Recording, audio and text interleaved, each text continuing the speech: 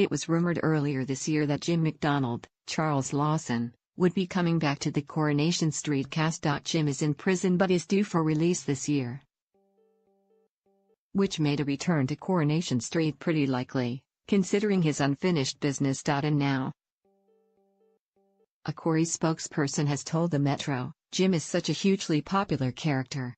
We're delighted he is coming back for what will be a typically explosive Jim storyline. Jim is linked to the street via his ex-wife Liz, Beverly Collard, and son Steve, Simon Gregson. He's still locked up because of Steve, as he reported his illegal use of a mobile phone while inside. Jim was in prison at the time for attempting to rob a bank and holding the people inside hostage. While in Highfield Prison in 2014. Jim had made a name for himself after selling alcohol to inmates. He was approached by alcoholic Peter Barlow, Chris Gascoigne, locked up at the time for the murder of Tina McIntyre, Michelle Keegan. Peter eventually became dependent on Jim, who told Peter to get Steve to visit his payment for the booze.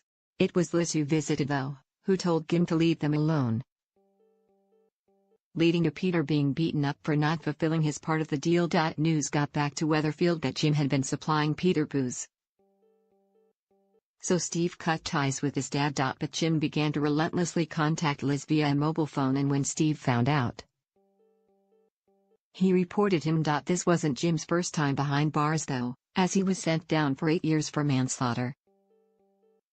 Jim and Liz have been married twice and have another son, Steve's twin brother Andy, Nicholas Cochran, who was last seen on the soap in 2009. The exes also had Katie McDonald, however she was born prematurely and shortly after birth. With all of their history, Jim's return to Weatherfield would surely be a dramatic one. It's reported he will have a short stint this year, before returning properly in 2019. Coronation Street continues tonight at 7:30 p.m. on ITV.